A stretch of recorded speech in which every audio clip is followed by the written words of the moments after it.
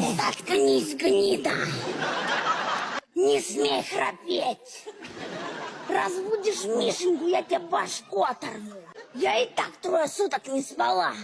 И если мне сегодня не удастся поспать, я тебя убью, падла.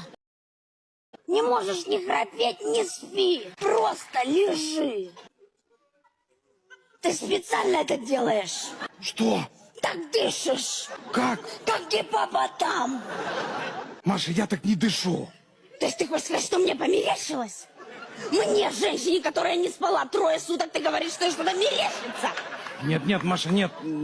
Будешь так сопеть, я тебе нос сломаю. Ты мне его вчера ночью сломала, я поэтому так и соплю.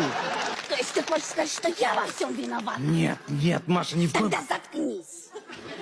Не можешь дышать, не дыши.